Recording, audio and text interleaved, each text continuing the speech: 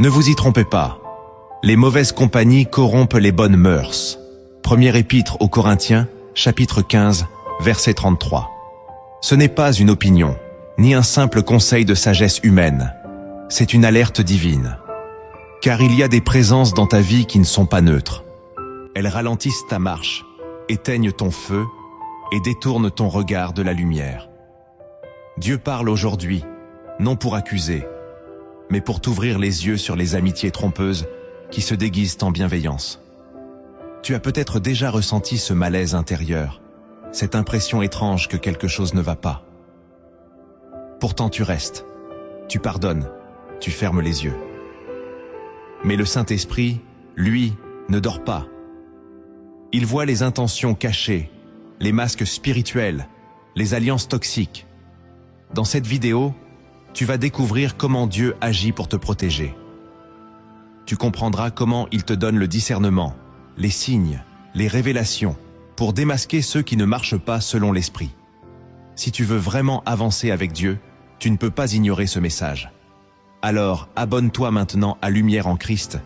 Aime cette vidéo si tu sens que le Saint-Esprit t'interpelle. Et reste bien jusqu'à la fin pour recevoir une prière spéciale et des clés spirituelles essentielles.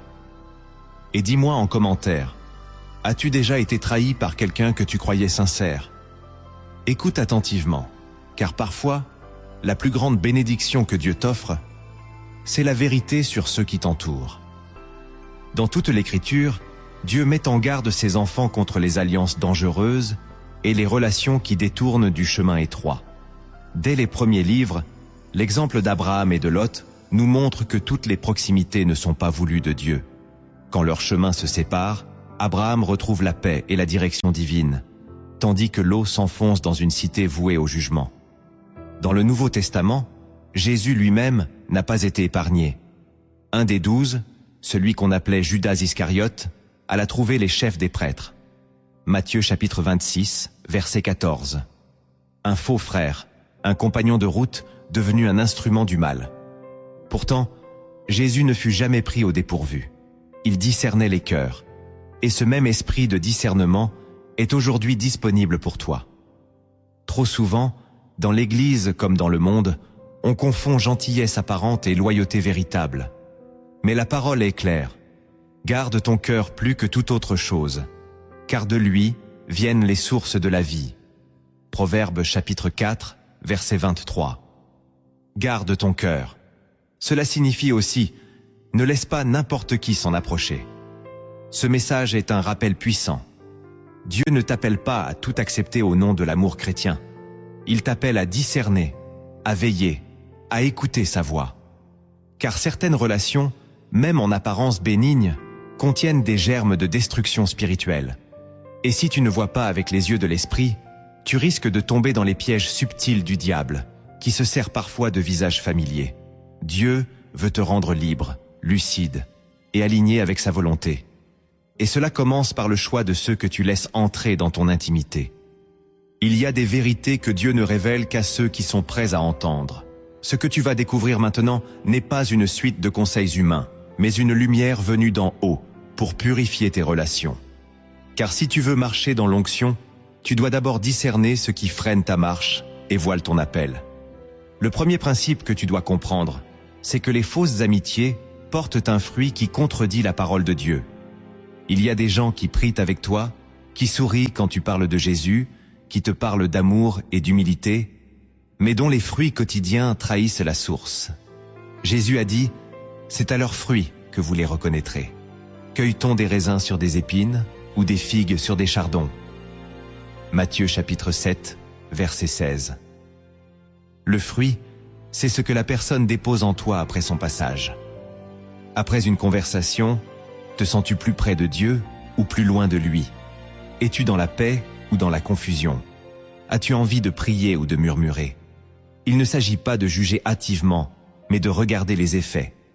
Les fausses amitiés peuvent avoir un visage doux et des paroles flatteuses, mais leur présence produit souvent un relâchement spirituel, une distraction, ou pire, un détournement de ta destinée.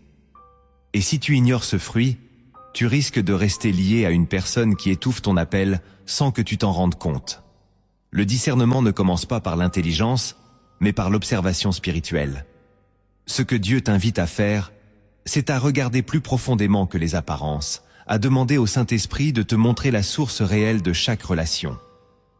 Car si le fruit n'est pas conforme à l'esprit, alors ce lien, aussi agréable soit-il, n'est pas sain.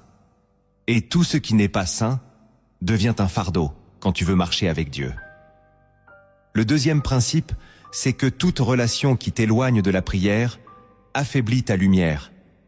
Il n'y a pas de neutralité spirituelle dans le royaume de Dieu. Chaque relation que tu entretiens t'élève ou t'éteint.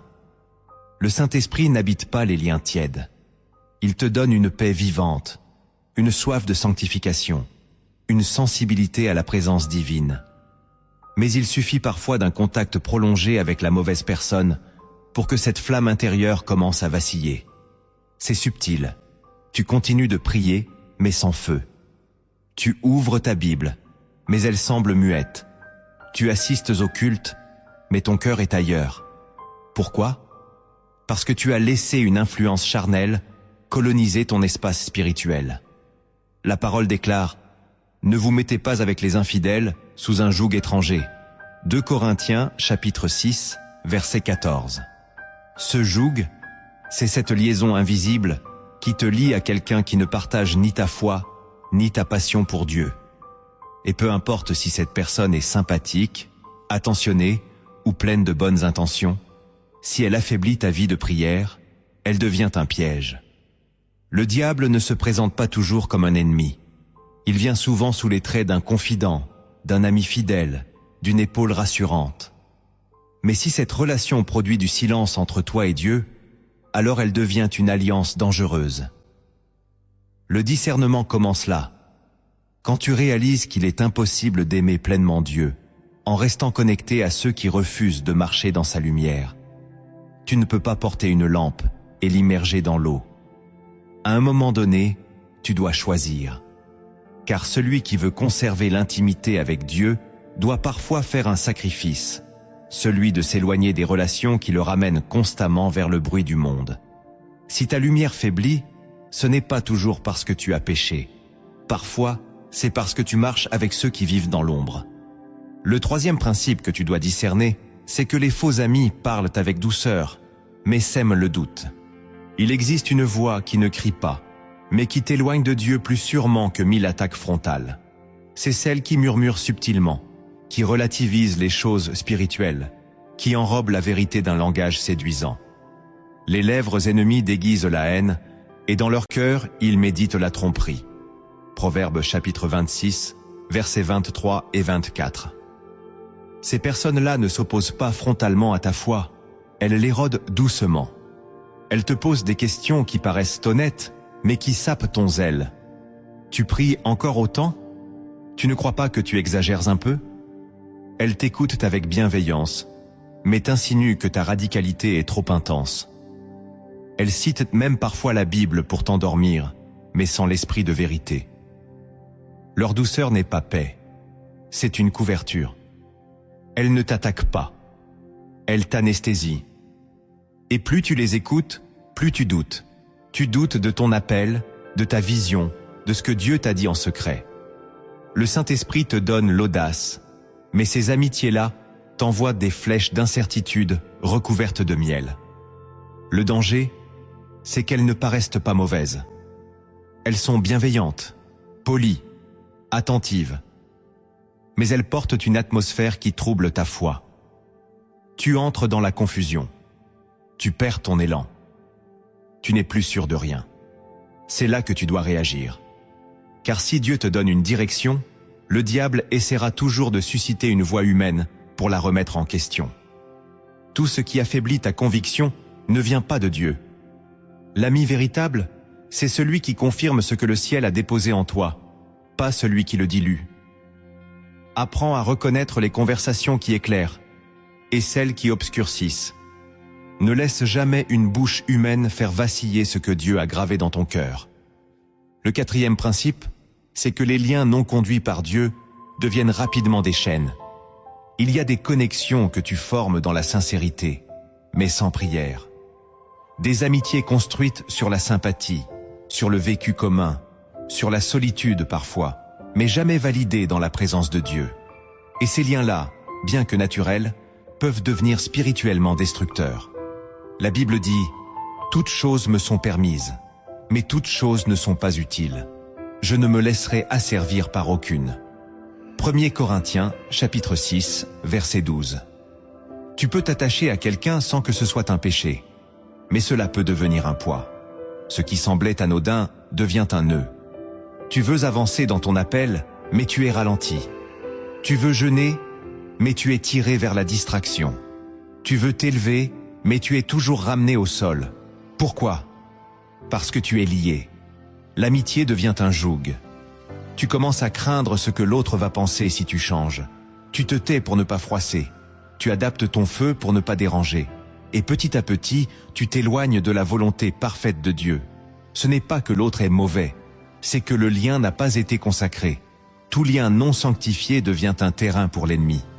Il prend ce qui n'a pas été remis à Dieu, et il s'en sert contre toi. Parfois, le combat que tu vis n'est pas dû à un démon extérieur, mais à une attache intérieure non autorisée.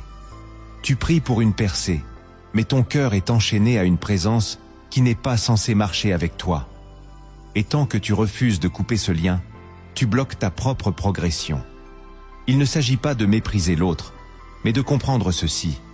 Tu ne peux pas porter l'arche de Dieu avec ceux qui ne marchent pas dans la sanctification. Il y a des relations que tu dois poser à l'autel.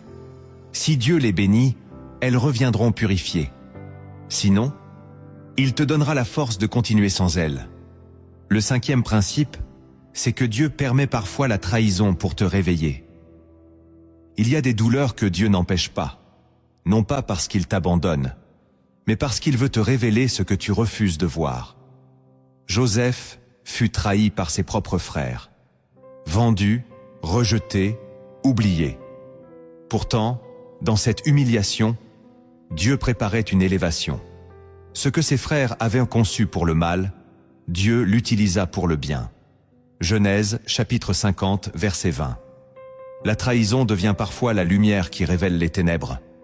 Tu pensais que cette personne était ton soutien. Tu l'as défendu, tu l'as justifié, tu l'as excusé 1000 fois. Mais un jour, son masque tombe.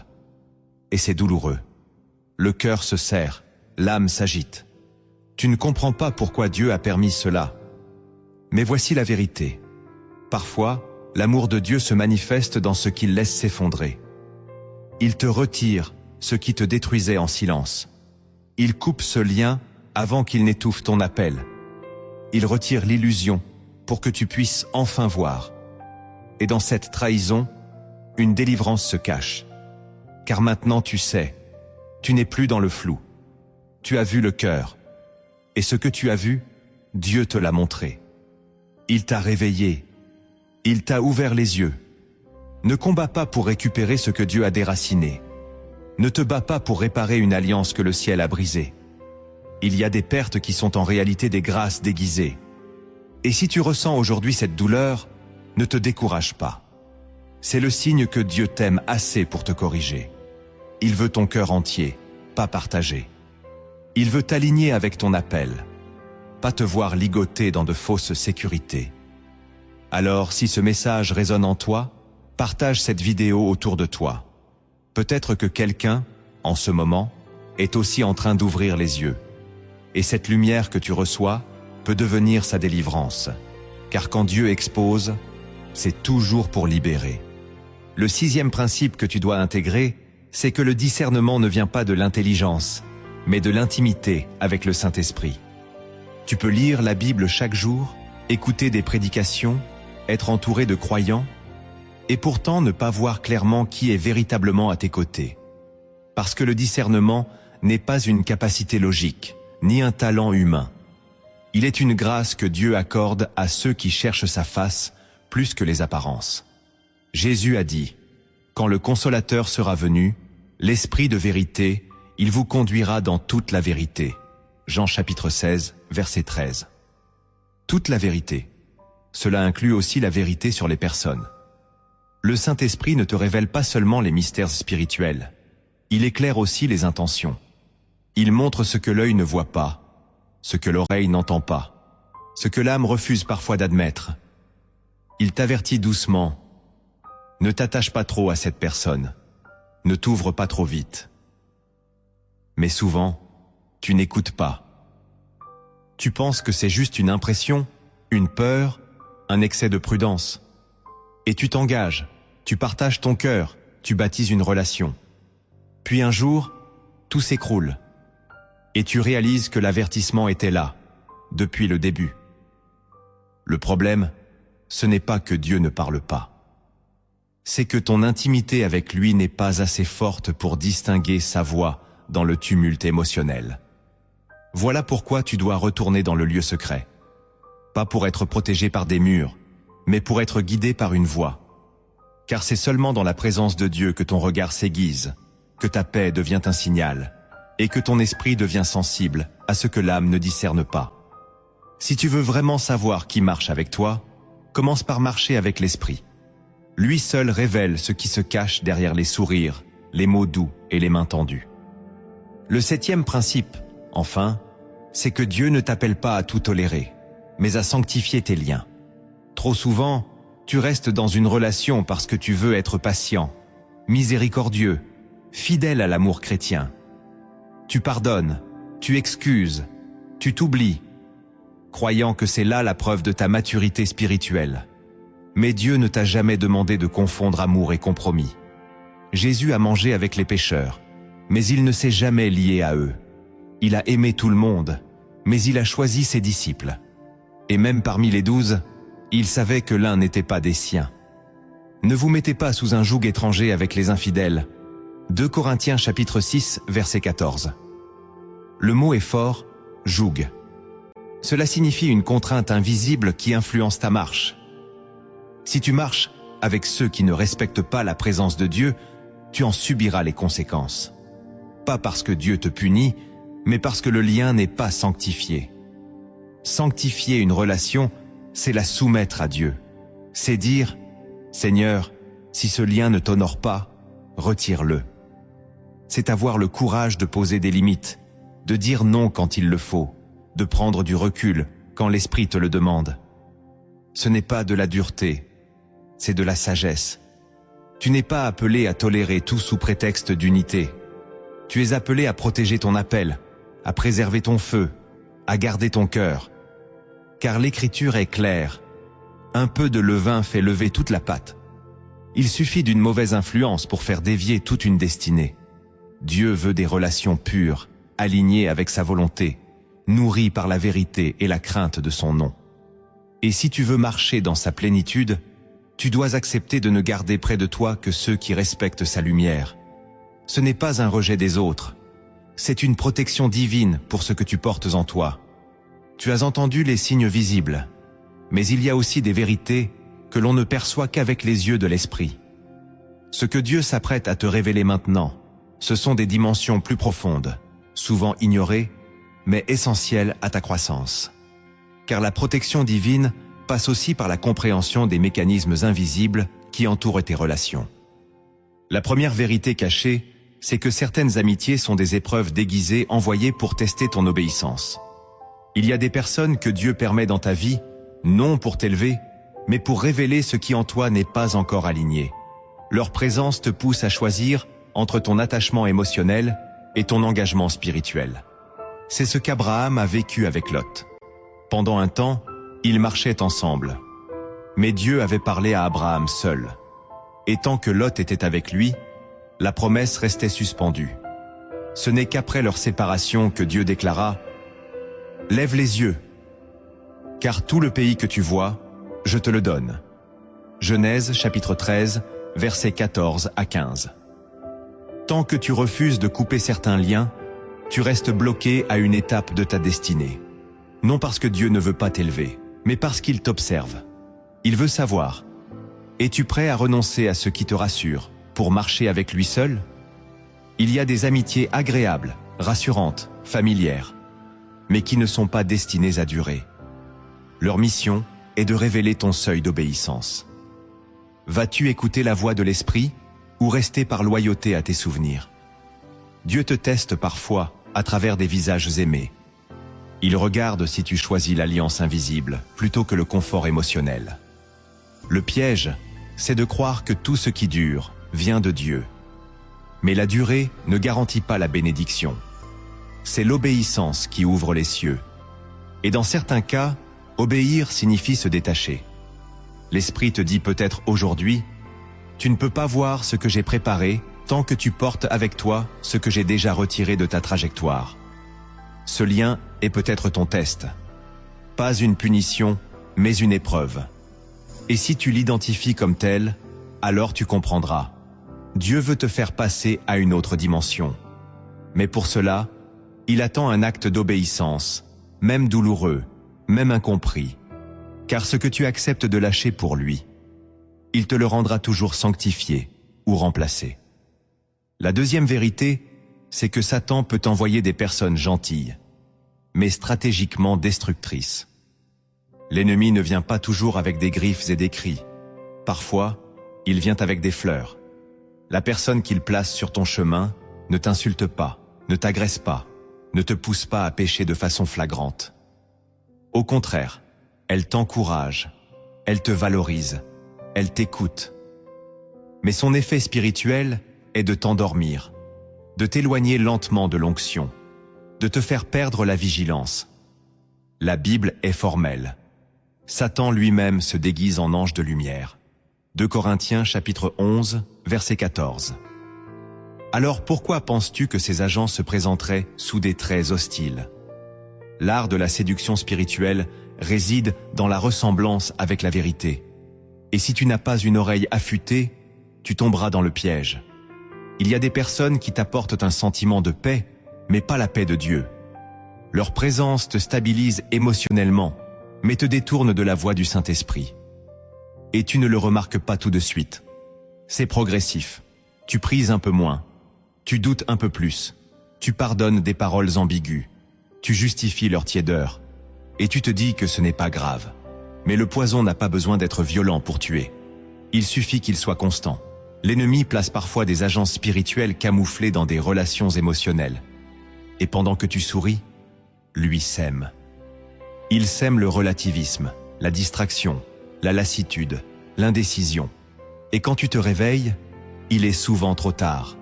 Voilà pourquoi tu dois prier non pas pour plus d'amis, mais pour plus de discernement.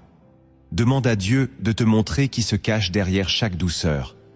Car toute douceur n'est pas paix, et toute affection n'est pas divine. Ce que tu considères comme une bénédiction peut être une stratégie de ralentissement. Ce n'est pas la personne que tu dois craindre, mais l'esprit derrière sa présence.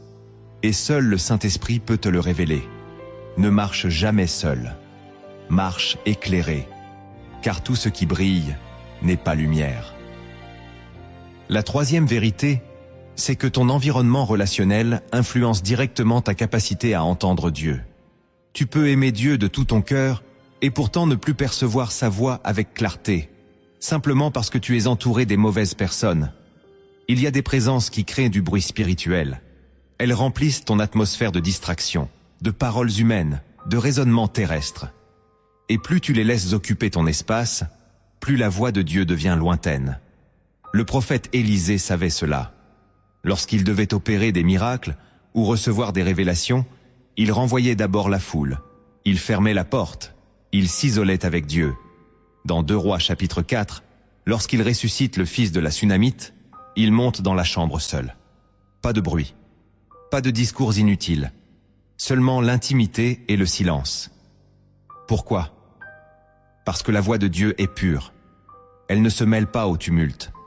Et si tu marches avec des personnes qui remplissent ton cœur de choses futiles, tu risques de ne plus entendre ce que Dieu veut te dire. Certaines personnes parlent trop fort dans ta vie. Leur opinion compte plus que la parole. Leur regard te bloque. Leur approbation te rassure, au point de remplacer la voix du Saint-Esprit. Ce n'est pas qu'ils sont méchants, mais ils ne sont pas appelés à parler dans ton sanctuaire intérieur. Dieu veut te conduire, mais il ne crie pas. Il attend que tu fasses taire ce qui t'éloigne de lui. Et parfois, cela signifie prendre de la distance. Revenir au lieu secret. Éteindre certaines voix. Couper certains liens. Ce que tu laisses entrer dans ton cœur conditionne ce que Dieu peut y déposer. Tu ne peux pas accueillir l'onction dans un cœur saturé d'interférences. Purifie ton atmosphère. Entoure-toi de personnes qui t'élèvent vers Dieu, pas de celles qui te fixent au sol. Car plus ton environnement est aligné, plus ta perception sera nette. Et dans le silence du ciel, tu entendras ce que d'autres ne peuvent même pas percevoir. La quatrième vérité, c'est que le silence de Dieu sur quelqu'un dans ta vie est parfois une alerte. Tu pries, tu demandes, « Seigneur, que penses-tu de cette personne ?» Et pourtant, rien. Pas de réponse, pas de confirmation, pas de paix. Ce n'est pas que Dieu est absent, c'est qu'il se tait pour t'inviter à observer. Car quand Dieu ne parle pas, il enseigne autrement. Il te pousse à écouter ce qu'il ne dit pas, à discerner dans son silence. Dans la Bible, Dieu n'a jamais confirmé l'eau à Abraham. Il l'a laissé venir. Il n'a pas interdit, mais il n'a jamais approuvé. Et ce silence était une pédagogie. Tant qu'Abraham restait attaché à ce lien que Dieu n'avait pas autorisé, la vision restait floue. Il y a des personnes que tu ajoutes dans ton chemin, mais que Dieu ne valide jamais. Tu ressens un blocage. Tes prières se stagnent. Ton esprit se trouble. Tu insistes, tu espères un songe, un verset, une prophétie. Mais le ciel reste fermé. Et tu continues d'avancer avec cette personne, pensant que l'absence de nom te donne la permission. Mais attention, Dieu ne valide pas toujours ce qu'il tolère temporairement. Il t'observe, il teste ton écoute. Le silence de Dieu est souvent son langage le plus tranchant. Il ne condamne pas, mais il se retire. Et ce retrait, si tu y es sensible, devient un signal. Tu ne ressens plus la même onction, plus la même clarté. Tu te sens comme éteint de l'intérieur. Et si tu es honnête avec toi-même, tu sais, tout a changé depuis que cette relation a commencé. Ce que tu appelles incompréhension est peut-être une alerte divine. Dieu n'a rien dit, parce que tu n'as pas encore voulu écouter. Tu voulais une confirmation, il t'a donné un silence. Et ce silence, aujourd'hui, prend tout son sens. Il ne rejette pas la personne, il protège ton appel. Tu n'as pas besoin d'un tonnerre du ciel pour comprendre. Parfois, le simple fait que Dieu ne parle pas d'une relation suffit à te dire que cette relation n'est pas appelée à durer.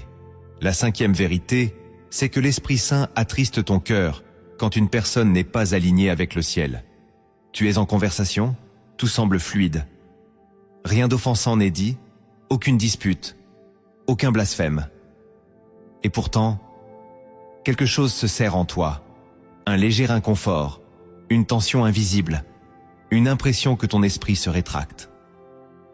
Ce n'est pas ton âme, c'est le Saint-Esprit en toi qui réagit.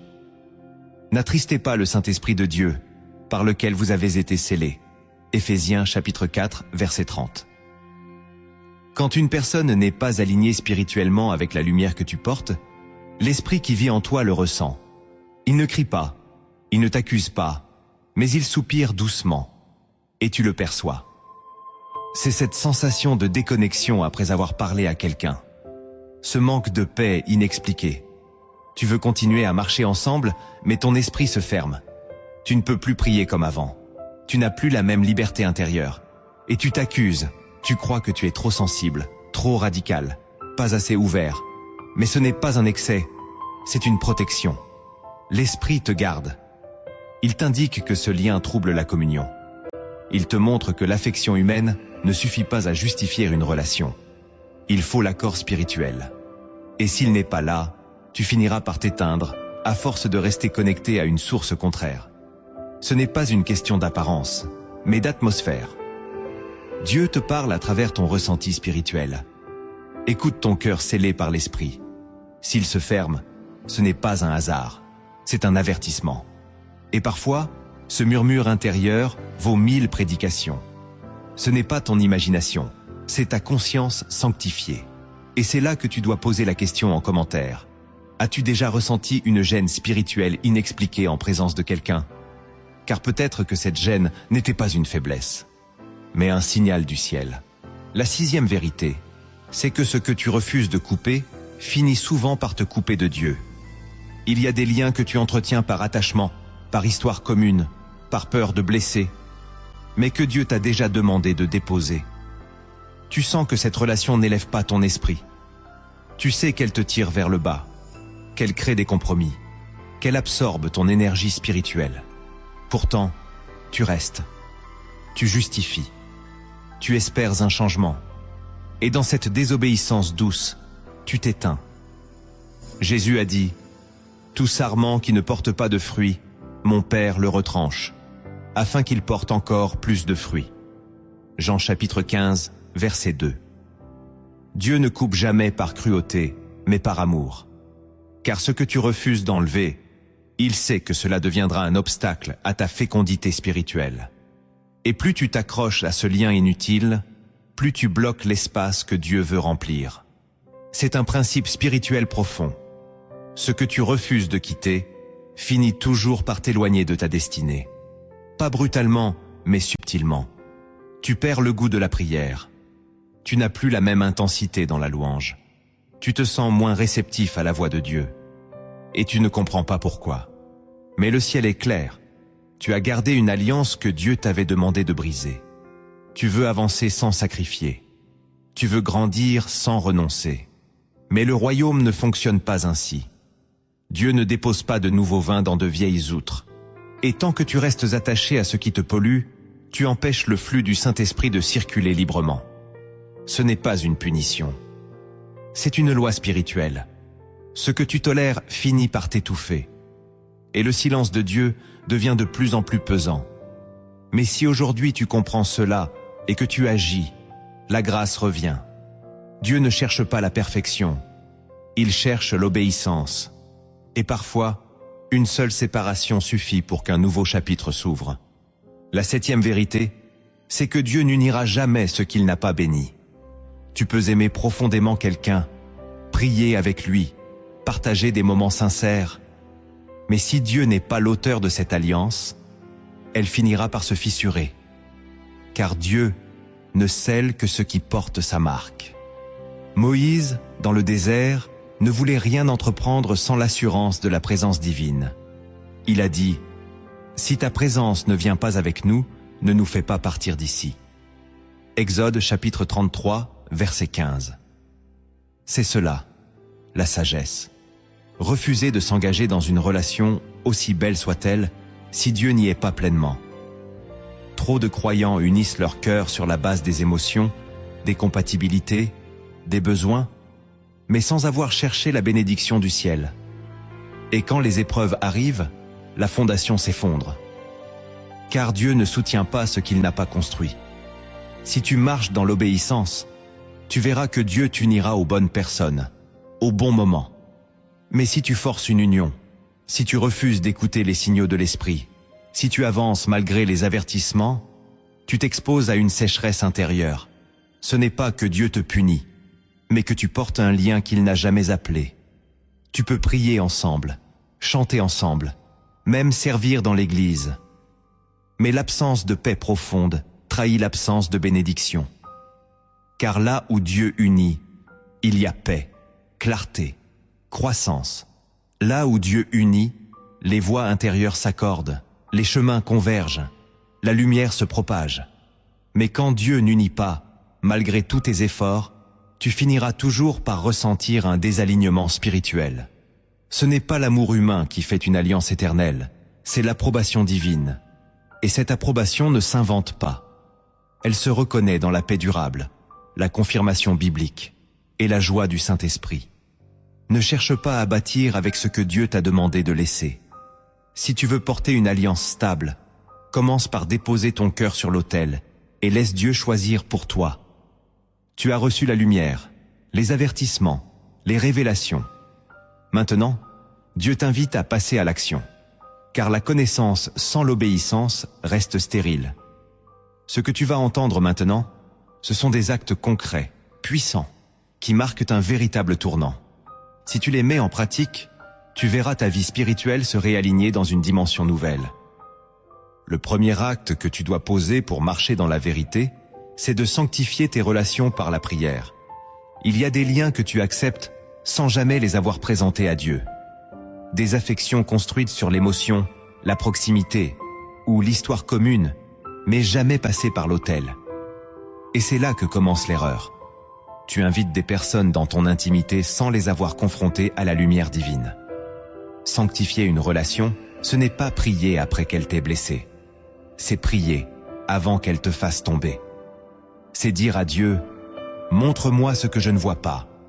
Révèle-moi ce qui est caché derrière ce lien. » Trop de croyants tombent, non pas à cause du diable direct, mais à cause d'un lien qu'ils ont sanctifié eux-mêmes sans jamais le soumettre à la volonté de Dieu. Tu crois connaître cette personne? Tu te dis, elle est chrétienne, elle connaît la Bible, elle me comprend. Mais ce que Dieu regarde, ce n'est pas l'extérieur, c'est l'esprit qui l'anime. Et seul le feu de la prière peut exposer ce qui est invisible à tes yeux. La sanctification relationnelle est un acte de foi. Tu présentes chaque lien comme une offrande. Tu ne décides plus toi-même qui reste ou qui s'éloigne. Tu remets à Dieu la gouvernance de ton cercle. C'est douloureux parfois, car il peut te demander de prendre de la distance avec des gens que tu aimes. Mais cette douleur est sanctifiante, car mieux vaut pleurer une séparation dans la paix de Dieu que de sourire dans une relation qui éteint ton feu intérieur. Si tu veux marcher dans la vérité, commence par cette prière. Seigneur, ne me laisse pas m'attacher à ce que tu n'as pas choisi, car ce que Dieu bénit, il le confirme. Et ce qu'il ne confirme pas, il te le montrera, si tu lui donnes la permission de sanctifier tes liens. Le deuxième acte que tu dois poser pour protéger ton appel, c'est d'oser fixer des limites saintes. Tu peux aimer les autres, être rempli de compassion, tendre la main, mais si tu ne poses jamais de limites, tu finiras vidé, blessé, détourné. Car l'amour biblique n'est pas une faiblesse. Il est structuré, aligné et capable de dire non. Jésus, l'agneau de Dieu, n'a jamais laissé les hommes dépasser les bornes spirituelles. Il se retirait, il se taisait, il confrontait, il posait des barrières claires. Et pourtant, il aimait parfaitement. Dans ce monde où l'on confond bonté avec passivité, Dieu t'appelle à poser des limites. Pas des murs de mépris, mais des frontières spirituelles. Tu dois pouvoir dire « Je t'aime, mais je ne te laisserai pas perturber ma paix. » Tu dois pouvoir affirmer « Je suis prêt à t'écouter, mais pas à compromettre ma lumière pour te plaire. » La sainteté commence par la séparation. Séparation entre ce qui est saint et ce qui est profane. Si tu veux garder ton feu, tu dois protéger ton autel. Et protéger ton autel, c'est parfois refuser certaines conversations, éviter certains environnements, filtrer certaines influences. Ce n'est pas de l'orgueil, c'est de l'obéissance. Tu n'es pas appelé à tout supporter, surtout quand cela étouffe l'esprit en toi. Dieu ne t'a pas donné un cœur pour qu'il soit manipulé, ni une lumière pour qu'elle soit piétinée. Tu es un temple, pas un lieu public. Et chaque fois que tu poses une limite inspirée par l'esprit, tu honores Dieu plus que les hommes. Il y aura des critiques. Tu seras peut-être accusé d'être froid, distant, radical. Mais ce n'est pas l'approbation du monde que tu cherches. C'est celle du ciel. Et parfois, la seule manière de préserver ton appel, c'est d'oser dire stop. Pas par dureté, mais par fidélité à ce que Dieu a déposé en toi. Car ce dépôt est sacré. Et ce qui est sacré doit être gardé. Le troisième acte que tu dois poser pour préserver ta paix, c'est de te détacher émotionnellement de ce qui n'est pas conduit par l'esprit. Tu peux avoir coupé une relation extérieurement, mais rester enchaîné intérieurement. Ce sont ces attachements invisibles, ces pensées récurrentes, ces blessures non refermées qui te lient encore. Tu dis que c'est fini, mais tu revis chaque parole, chaque geste, chaque souvenir. Ton âme tourne en boucle, et ton esprit ne peut plus avancer. Voilà pourquoi tu dois comprendre. Le détachement spirituel commence par une décision du cœur, pas seulement un éloignement physique. Tant que tu gardes en toi l'attente, le regret, la nostalgie d'un lien que Dieu a désapprouvé, tu bloques ton propre relèvement. La paix ne descend pas sur un cœur divisé. Et plus tu restes émotionnellement lié à ce que l'esprit a rejeté, plus tu deviens vulnérable. Car ce lien devient une porte d'accès à l'ennemi, une faille, une brèche. Ce n'est pas parce qu'une personne n'est plus présente qu'elle n'agit plus dans ta vie. Ses paroles résonnent encore. Son regard te poursuit. Sa présence te hante. Tu luttes en silence contre un fantôme relationnel. Et c'est là que le Saint-Esprit veut intervenir. Il te dit, donne-moi cette attache. Remets-la-moi complètement. Laisse-moi guérir ce que tu caches. Ce n'est pas de l'oubli, c'est du relâchement. Tu ne nies pas ce qui a été, mais tu refuses que cela définisse ce que tu deviens. Tu te libères, non pas par force, mais par choix. Et ce choix commence à genoux. Tu dis, Seigneur, je te rends ce lien. Je ne veux plus qu'il habite mon cœur. Je me détache, non par haine, mais par obéissance. Et c'est là que la paix revient, doucement, profondément, durable. Car une fois que tu lâches vraiment dans l'esprit, Dieu referme la blessure. Et ce qui t'empoisonnait devient un témoignage. Ce qui te détruisait devient une force. Détache-toi, pour être enfin attaché à la paix. Le 4e acte que tu dois poser pour rester aligné avec Dieu, c'est d'obéir rapidement quand l'Esprit te parle. Le Saint-Esprit n'est pas un bavard. Il murmure, il souffle, il alerte avec douceur. Et quand tu tardes à répondre, quand tu repousses ce qu'il te montre, tu t'exposes à la confusion. Ce n'est pas que Dieu se fâche, c'est que l'onction repose sur l'obéissance immédiate. Plus tu retardes une instruction, plus ton cœur se durcit. Et ce que tu percevais hier comme une évidence devient aujourd'hui une interrogation. Combien de fois as-tu ressenti que tu devais couper un lien, poser une limite, t'éloigner d'une présence, et tu ne l'as pas fait? Tu as attendu. Tu as voulu une confirmation de plus. Tu as consulté ton entourage. Tu as négocié. Et pendant ce temps, le ciel restait silencieux. Parce que Dieu attendait ton obéissance, pas tes explications. Dans Actes chapitre 8, l'Esprit dit à Philippe, « Avance et approche-toi de ce char. » Il n'a pas demandé pourquoi. Il n'a pas demandé pour combien de temps. Il a couru. Et cette obéissance rapide a ouvert une porte de révélation et de salut. Ce que tu ne comprends pas encore n'est pas ton problème. Tant que Dieu l'a dit, cela suffit. L'obéissance est l'oxygène du discernement. Quand tu obéis vite, Dieu te parle davantage. Quand tu retardes, la lumière diminue. Ce que tu crois préserver en prenant ton temps, tu le perds. Il y a des saisons où Dieu ne répète plus. Il parle une fois, et il attend. Et si tu ne bouges pas, tu stagnes. Il t'a peut-être déjà dit de t'éloigner de cette personne. Il t'a peut-être déjà montré que cette relation n'est pas de lui. Tu attends une vision. Mais il t'a déjà parlé dans la paix troublée, dans le feu intérieur, dans l'absence de confirmation. Que cherches-tu encore? L'obéissance, c'est maintenant. Elle est le sceau de la maturité spirituelle. Et si tu veux rester aligné avec le ciel, tu ne peux pas reporter à demain ce que Dieu exige aujourd'hui. Marche vite, quand l'Esprit parle doucement. Le 5e acte que tu dois poser pour avancer librement, c'est de pardonner sincèrement, mais sans retourner en arrière. Le pardon n'est pas un aller-retour. C'est un relâchement définitif entre tes mains et l'offense. Trop de croyants confondent miséricorde et naïveté. Ils pardonnent, oui, mais en rouvrant la porte à ce que Dieu avait fermé. Ils tendent la main à nouveau, sans discernement, croyant que l'amour impose toujours la réintégration. Mais Jésus lui-même a pardonné à Judas, sans jamais le réintégrer dans l'intimité. Il l'a aimé jusqu'au bout, mais il ne l'a pas retenu. Ce que tu fais, fais-le promptement. Jean chapitre 13, verset 27. Le pardon est un acte de liberté intérieure. Il brise le poison de la rancune. Il nettoie ton cœur. Il t'arrache à la vengeance. Mais il ne t'oblige pas à te remettre en danger. Si Dieu t'a montré qu'un lien est toxique, alors même après le pardon, tu peux garder la distance. Car l'amour biblique ne supprime pas la sagesse. Il l'active. Il t'apprend à aimer de loin, à bénir sans te brûler, à prier sans te compromettre. Il ne s'agit pas de rejeter, mais de ne plus t'exposer. Tu peux pardonner et rester en paix, sans retourner là où l'esprit t'a sorti. Tu peux relâcher la dette sans reprendre le lien. Car parfois, Ce n'est pas l'amertume qui te bloque. C'est la confusion entre réconciliation et restauration. Toutes les relations ne doivent pas être restaurées.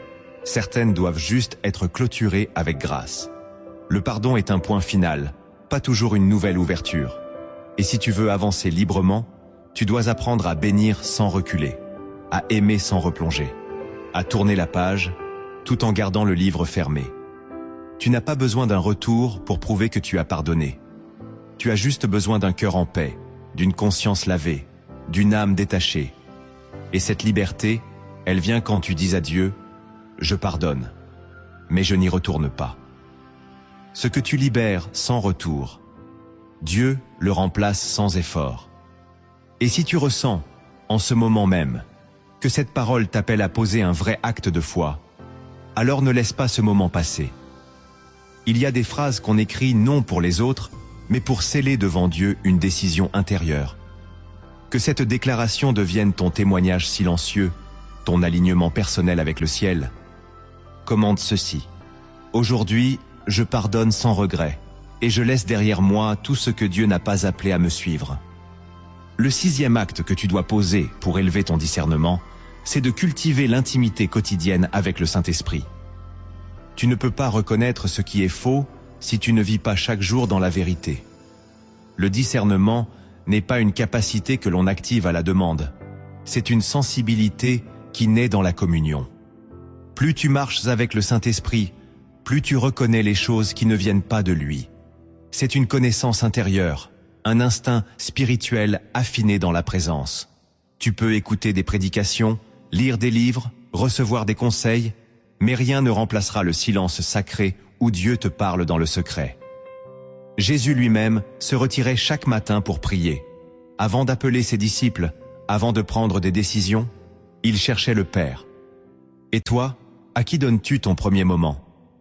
Si tu laisses ton téléphone, tes émotions ou tes relations occuper ton sanctuaire dès l'aube, ne t'étonne pas de ne plus percevoir la voix divine dans la journée. Le discernement se construit dans l'écoute, et l'écoute naît dans l'intimité. Pas besoin d'un temple, il te faut juste un cœur disponible. Chaque jour, prends du temps pour t'asseoir devant Dieu. Écris ce que tu ressens, relis ce qu'il t'a dit, médite sa parole lentement. Demande-lui, Saint-Esprit, montre-moi ce que je ne vois pas, protège-moi de ce que je n'entends pas. Il le fera, il t'éveillera.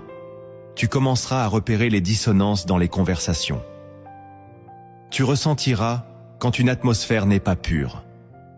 Tu perdras l'appétit pour certaines amitiés, non par mépris, mais parce que ton esprit reconnaîtra qu'elles ne viennent pas de lui.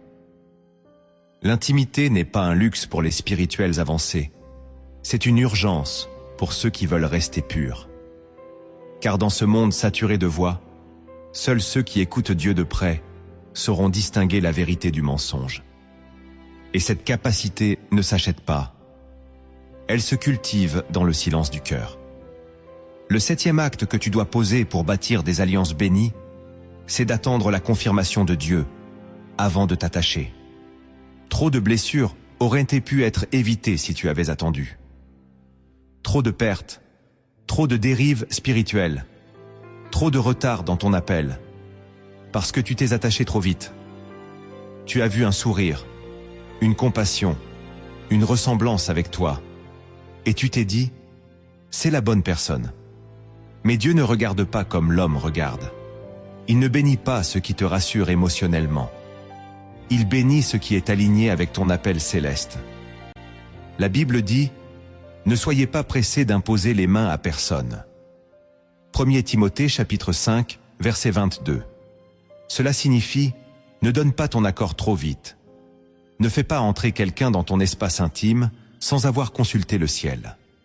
Attendre n'est pas de la peur, c'est de la sagesse. Quand tu attends la confirmation de Dieu, tu montres que tu veux bâtir sur du solide, pas sur du sable.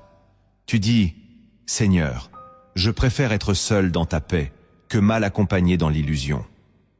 Et cette attente, Dieu la récompense toujours. Il te parlera, par sa parole, par sa paix, par des signes discrets, par des blocages parfois. Si tu es attentif, tu sauras. Il ne t'abandonne pas dans le brouillard. Il éclaire toujours le cœur de ceux qui lui demandent conseil. Le problème, c'est que tu as parfois déjà pris ta décision quand tu viens prier. Tu veux que Dieu bénisse ce que tu as choisi. Mais la foi véritable, c'est de dire « Je ne choisis pas tant que tu n'as pas parlé. Ce que Dieu unit, rien ne peut le détruire. Ce que tu unis toi-même, tu devras le porter seul. Et ce poids peut t'écraser. Attends, priez miesto. Observe. Discute avec l'esprit. L'amour vrai n'a rien à craindre de l'attente. Il grandit dans le silence et s'épure dans la patience. Et quand la confirmation viendra, tu ne ressentiras ni trouble, ni peur. Seulement la paix. Il y a des vérités que Dieu cache dans des histoires simples, pour toucher les cœurs là où les raisonnements ne suffisent plus. Ce que tu vas entendre maintenant n'est pas un conte, mais une parabole. Elle contient un miroir. Peut-être y verras-tu ton propre reflet, ou celui d'un lien que tu dois enfin remettre entre les mains du ciel. Un jour, un homme reçut de Dieu une mission sacrée. Cultiver un jardin pour y faire pousser une vigne pure. Le sol était préparé, l'eau ne manquait pas, et la lumière du ciel tombait en abondance. Chaque matin, il venait prier au pied de la vigne, arroser les racines, parler à Dieu en silence. Et la vigne grandissait, lentement mais sûrement. Mais un matin, alors qu'il s'approchait, il vit une plante nouvelle, apparue près du pied de la vigne. Elle était belle, souple, verte, enroulée autour du tronc comme une étreinte. Il pensa, « Quel ajout gracieux ! Elle semble protéger ma vigne du vent. » Il ne consulta pas Dieu. Il la laissa pousser. Les jours passèrent. La vigne était toujours là, mais son élan semblait brisé. Moins de feuilles, moins de fruits. Le jardinier priait, mais le ciel semblait silencieux. Un vieux pèlerin, passant par là, observa la scène et dit « Cette vigne souffre. Tu crois l'aimer, mais tu l'étouffes sans le savoir. Le lierre ne protège pas. Il enlace pour dominer. » Le jardinier hésita. Il s'était attaché au lierre. Il l'avait vu croître. Il s'y était habitué. Il le trouvait beau. Mais ce jour-là, il décida de couper. Lentement. Doucement. Chaque entaille lui faisait mal, comme s'il tranchait un lien de chair. Puis il attendit. Les semaines passèrent. Un matin, alors qu'il chantait doucement au pied de la vigne, il vit les premiers bourgeons revenir. Et dans le silence, une parole du ciel descendit. « Ce que tu avais laissé grimper sans mon approbation, j'ai permis qu'il se développe pour éprouver ton cœur. Mais parce que tu as préféré la vie à l'attachement, je restaurerai ta vigne, et elle portera plus de fruits qu'avant. » Le jardinier comprit ce jour-là que tout ce qui pousse dans sa vie n'est pas toujours un don. Et que parfois, aimer Dieu, c'est savoir couper ce qui en apparence entoure, mais en réalité étouffe. Depuis ce jour, il veille. Chaque plante nouvelle est présentée à Dieu. Il ne se fie plus à la douceur des feuillages. Il demande toujours « Seigneur, as-tu planté ceci ? Tu as entendu. Tu as vu. Tu as peut-être reconnu des visages, des liens, des atmosphères. Et si ton cœur a tremblé, ce n'est pas de peur. C'est parce que le Saint-Esprit t'a visité. Car ce message n'était pas une simple réflexion. C'était un appel. Un cri silencieux du ciel pour te protéger, te relever, te repositionner. Dieu t'aime trop pour te laisser dans des relations qui détruisent ton feu. Trop pour tolérer que ta destinée soit étouffée par des liens qui n'ont jamais été bénis. Trop pour te laisser dans l'ignorance alors que son esprit t'attire à la lumière. Tu as découvert que certains liens doivent être présentés à Dieu, que d'autres doivent être coupés avec obéissance, et que tous doivent être discernés dans l'intimité avec le Saint-Esprit. Tu as compris que pardonner ne signifie pas forcément recommencer, que la paix véritable commence souvent après une séparation, et que toute attache que Dieu ne valide pas finit tôt ou tard par devenir une prison. Ces vérités ne sont pas des jugements, mais des clés. Et si tu les prends, si tu les portes dans la prière, alors un nouveau chemin peut s'ouvrir. Écoute bien, tu n'as pas été abandonné. Même si tu as laissé entrer des influences étrangères, Même si tu as toléré des voix qui t'ont éloigné de l'autel, Dieu ne t'a pas rejeté. Il t'a parlé. Et s'il parle, c'est parce qu'il restaure. Tu n'as pas à vivre dans la culpabilité. Tu n'as qu'à répondre par la vérité. Et cette vérité commence dans la prière.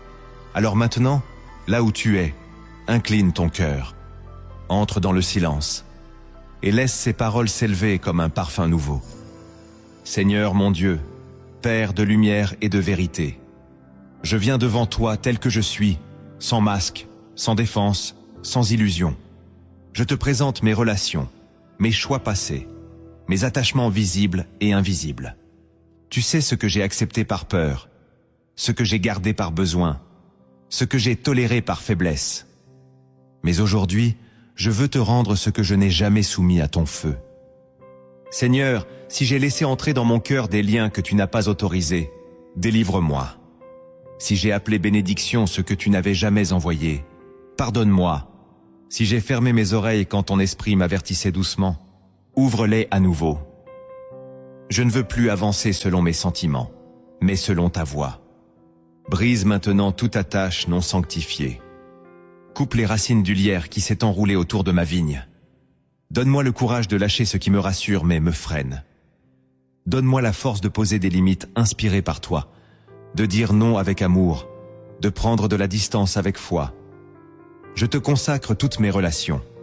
Examine, ô Dieu, les visages qui m'entourent, les voix qui m'influencent, les présences qui partagent mon intimité. Fais le tri, écarte ce qui est toxique, même si je ne le vois pas. Confirme ce qui vient de toi, même si cela me surprend. Je te donne le droit de purifier mon cercle. Tu es mon fondement, pas les autres. Tu es ma paix, pas leur présence. Tu es ma sécurité, pas leur fidélité. Seigneur, je te rends mes blessures relationnelles, toutes les trahisons, les abandons, les silences douloureux. Viens guérir là où on m'a menti. Viens sécher les larmes que personne n'a vues. Je te pardonne, Seigneur, pour ce que tu as permis, et je te bénis pour ce que tu vas transformer. Je ne veux plus vivre dans l'amertume, ni dans la peur. Je veux marcher libre, dans ta paix. Je choisis aujourd'hui de te suivre, même si cela signifie marcher seul un temps. Je choisis ton regard plutôt que l'approbation des hommes. Je choisis ton alliance plutôt que mes émotions. Saint-Esprit, viens habiter en moi pleinement. Aiguise mon discernement. Sanctifie mes affections. Prépare mon cœur à accueillir les relations que toi seul approuves. Fais de moi un jardinier fidèle, qui ne laisse plus aucune racine étrangère souiller la terre que tu m'as confiée. Je déclare que la vigne de ma destinée portera du fruit. Je proclame que tout ce qui n'est pas de Dieu tombera.